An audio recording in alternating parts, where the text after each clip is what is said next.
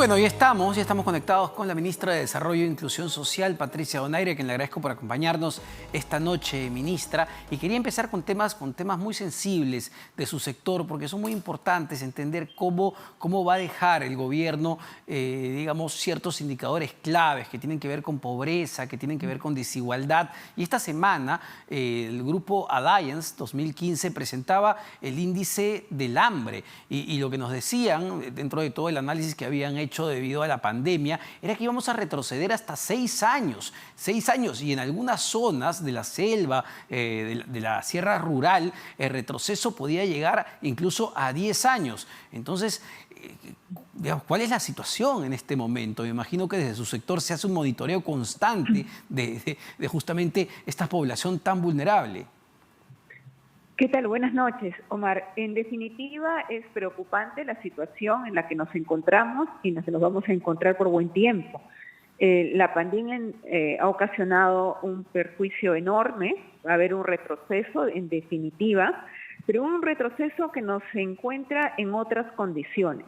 No serán los mismos 10 años atrás en los que nos hallábamos. Estamos en una circunstancia en la que podemos enfrentar de manera diferente esta situación.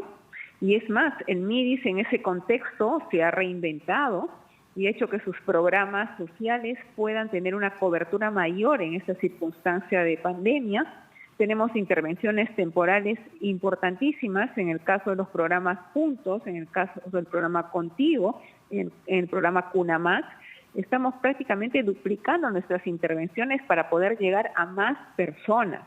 Y nos preocupa más el ámbito urbano, Omar, porque el ámbito urbano es en el que las personas se encuentran en una situación mucho más grave, porque han perdido el empleo y la pobreza urbana se ha incrementado. En el ámbito rural hay una mayor capacidad de resiliencia en estas circunstancias de pandemia. Por eso es que hemos extendido nuestras intervenciones en el ámbito urbano. Para el cierre del año, ministra, y siendo totalmente sinceros, porque, vamos, nadie esperaba que llegue una pandemia y claramente hay responsabilidades en todo esto, pero hay muchas cosas que son inmanejables. ¿Cuánto vamos a retroceder en cuanto a lucha contra la pobreza? ¿Se han puesto a pensar en eso? Porque ustedes tienen que dejar, digamos, una administración y decir, mira, estos son los indicadores reales. Sobre esto, al próximo presidente te tienes que preocupar. E incluso es lo que le tienen que decir también al Congreso de la República. Estos son los problemas que tenemos como país. ¿Cuánto vamos a retroceder en cuanto a pobreza este 2020, ministra? La pobreza, en definitiva, se va a incrementar y ya se ha incrementado. Y repito, que más en la zona urbana, que es la zona en donde estamos interviniendo. La lucha no puede retroceder, la lucha tiene que avanzar y en eso estamos encaminados desde el Ministerio de Desarrollo e Inclusión Social. Por eso es que nuestros programas están actuando de una manera mucho más agresiva, si queremos calificarlo así. Y nos preocupa por eso dejar un MIDIS distinto, un MIDIS que no puede ser el mismo del momento en el que se fundó el MIDIS, que hace 9 años atrás. Un MIDIS con programas articulados, consolidados y que puedan realizar intervenciones que realmente respondan a las circunstancias. Y en eso estamos, tengan ustedes la seguridad. ¿Cuál es el impacto? Y por eso quería comenzar con estos temas, porque me parecen los temas de fondo en verdad. ¿Cuánto impacto tienen estas crisis políticas? ¿Cuánto impacto realmente en la ejecución de políticas públicas genera esta crisis política, este nuevo proceso de vacancia? ¿Tiene un impacto sobre el trabajo de los ministros, sobre el trabajo de los programas que evidentemente están destinados a mejorar las condiciones de vida de la población? Nosotros seguimos trabajando, la crisis política no nos detiene, pero sí podría generar un alto si se produce una vacancia, porque hay un proceso pues de cambio en el que tiene que asumir el presidente del Congreso como presidente de la República, tiene que designar un nuevo gabinete, tiene que haber un proceso de transferencia a este gabinete que va a asumir las funciones y en este caso en particular un nuevo ministro del MIDIS es de suponer, y eso sí va a producir cierto detenimiento de las acciones. Entonces hay que pensar en todo esto, además del trasfondo constitucional, para tomar decisiones sobre si procede o no una vacancia. ¿Cómo tomaron dentro del gabinete? Porque entiendo que esto se discutió a la interna, el pedido de que el presidente diga, bueno, veamos esto el 6, veamos esto el viernes, y el presidente del Congreso, Manuel Merino, dijo, ¿sabes qué? No, esto se va a ver el lunes porque así se votó. ¿Por qué la necesidad de ese cambio?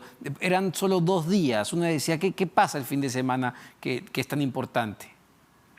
En realidad 2 días son trascendentales cuando también tenemos a inversionistas mirando el país. Yo creo que eso genera una situación de inestabilidad, nos guste o no nos guste. Por eso es importante que las decisiones hubieran podido tomarse con ciertos días de anticipación. Pero bueno, el Congreso ya tomó la decisión. El lunes irá el presidente de la República y dará sus explicaciones, podrá fundamentar sus razones y esperemos finalmente que la decisión del Congreso sea absolutamente pegada a la Constitución. ¿No hay temores? Ustedes han escuchado la interna del gabinete, porque a veces puede pasar que llegue antes la información a las altas autoridades de que vaya a salir algo, busquen sacar algo el fin de semana, que busque complicar la situación del presidente de la República. El presidente está absolutamente seguro de sus fundamentos y los mismos van a ser hoy o el lunes. Y lo que pueda salir son especulaciones. Así que no creo que haya mayor preocupación al respecto. Perfecto. Y vamos, la expectativa, conversábamos con dos destacados analistas hace un momento, es que no se alcancen los votos este lunes para una vacancia como no se alcanzaron hace poco más de mes y medio, increíble. Pero ¿cuán debilitado queda la gestión? ¿Cuán debilitado queda el gobierno? Porque tampoco esto quiera decir que no vayan a presentar otra moción de vacancia en las próximas semanas, en los próximos meses. Creo que se podría dar una fragilidad del sistema político en su conjunto, porque, como bien lo has dicho, una vacancia en menos de un mes y medio, un periodo de vacancia, revela lo frágil que es el sistema en el que nos encontramos en este momento, del desconocimiento del trasfondo constitucional de la causal de vacancia por incapacidad moral y que nos pone pues en una situación en la que no deberíamos estar.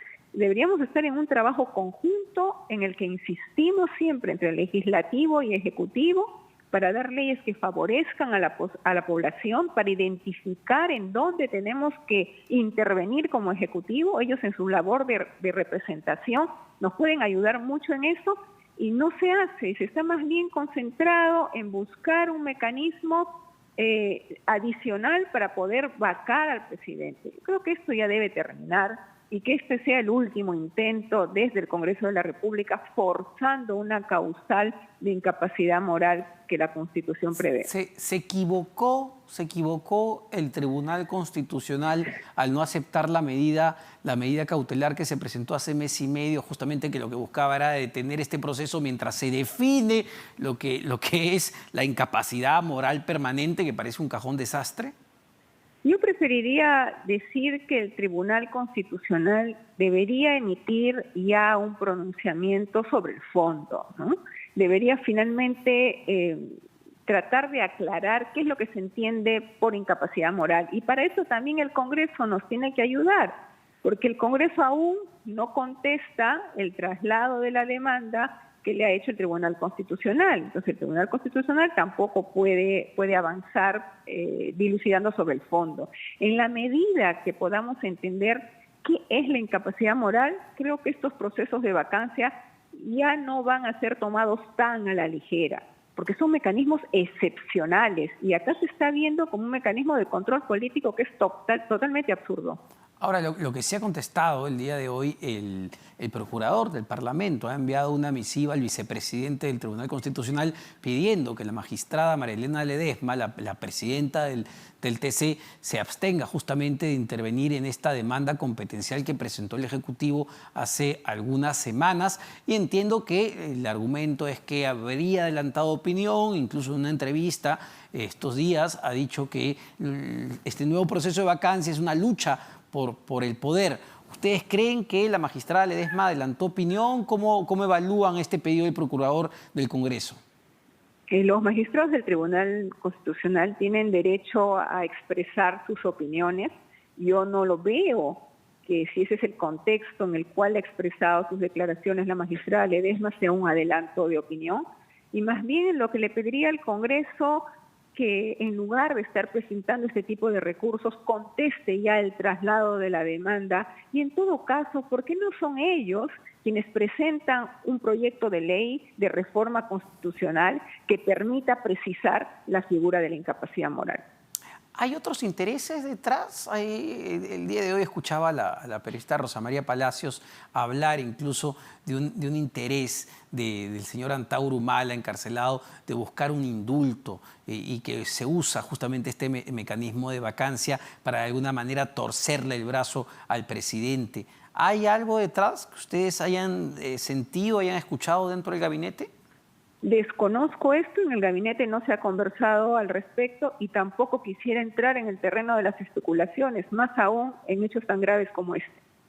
Ahora, ya la investigación del presidente, sin embargo, continúa en el Ministerio Público y una de las cosas que se ha cuestionado es decir, bueno, el presidente todo el tiempo señala que se va a, digamos, allanar a las investigaciones, que va a dar toda la disposición para que las cosas se aclaren. Sin embargo, se ha criticado que envíe una carta en su calidad de presidente de la República a la fiscal de la Nación, Zoraida Ábalos, cuando habría que diferenciar la institución de la presidencia del ciudadano Martín Vizcarra. Y la Fiscalía investiga al ciudadano Martín Vizcarra, no al presidente de la República. Independientemente de la forma, yo creo que cualquier ciudadano está en la necesidad de poder saber qué fiscalía va a estar abocada a su investigación. En ese marco es que el presidente de la República ha pedido que se precise cuál es la fiscalía competente. Ahora vemos que en cierta forma tenía razón, porque he podido ver en las noticias que uno de los fiscales justamente está pidiendo que se declare competente también para investigar los mismos hechos. Entonces, en una circunstancia así, cualquier ciudadano quiere saber cuál fiscalía es la competente, porque dos fiscalías no pueden estar investigando los mismos hechos. Pero finalmente yo entiendo, por lo que el presidente lo ha dicho públicamente, que él se va a someter a cualquier investigación y es lo que va a suceder en los próximos días. Sí, claro, pero el cuestionamiento es que no cualquier ciudadano le puede enviar una carta a la fiscal de la Nación, ¿no? Bueno, él lo ha hecho en su condición de presidente de la República, obviamente, de repente el escenario puede ser distinto, pero es una formalidad, se pueden haber cometido un error al respecto, pero el tema de fondo es que el presidente sí va a ser sometido a una investigación y él está dispuesto a que así sea. Ahora, escuchaba esta semana, y lo hemos conversado con los analistas también políticos, a muchos congresistas hablar de un temor de que el presidente de la República meta mano en las elecciones, de que intente sentar una posición para que algún partido no avance, otros partidos se vean favorecidos. Este puede ser un temor real de algunas bancadas y justamente por eso buscan golpearlo con estos procesos de vacancia. En absoluto, el presidente de la República no tiene ni bancada ni tiene partido político. Entonces, ¿cuál sería su interés de poder inclinarse por favorecer a uno u otro candidato? Es más, está obligado a respetar la neutralidad en las elecciones como todos los funcionarios públicos y tenemos que ser los más fieles cumplidores de la ley. Ahora, y se lo pregunto más como ex congresista y usted ha sido política y sabe de esto, ¿no es un error también no contar con una bancada en el Parlamento, no tener un canal de diálogo justamente y que es por esto que están pasando estas cosas? El terreno ideal, obviamente, es tener una bancada en el Congreso de la República, pero el presidente Vizcarra ha asumido la presidencia de la República en una circunstancia totalmente inusual, ¿no? Luego, en el Congreso mismo que se disolvió, ya también desapareció la bancada que salió elegida con el presidente Pedro Pablo Kuczynski, y en un proceso electoral nuevo no se presentaba un partido que responda a una elección en la que fue el presidente Vizcarra parte de una lista presidencial. Entonces, en esas circunstancias no podía tener bancada, no tenía un partido tampoco que postulaba al Congreso. Entonces, bien difícil, y a pesar de eso está llevando un gobierno en el que sus ministerios y sus ministros están dando todo de sí se está mejorando en estas circunstancias la economía. Desde el Ministerio de Desarrollo e Inclusión Social estamos tratando de dar todo con nuestros programas sociales para establecer un mecanismo de contención en esta crisis tan fuerte en la que estamos. Entonces, en circunstancias difíciles, a pesar de eso, estamos tratando de impulsar al Perú y, como él dice, el Perú primero. Perfecto, ministra, muchas gracias, muy gentil por estar con nosotros esta noche, la ministra de Desarrollo e Inclusión Social, Patricia Donaire. No se vayan, venimos con más para seguir hablando justamente sobre este tema. Vamos a hablar con el presidente de la Asamblea Nacional de Gobernadores Regionales para también entender cuál es la perspectiva desde las regiones, desde los municipios. ¿Qué se quiere ya de cara a muy poco para un cambio de gobierno? Venimos con eso.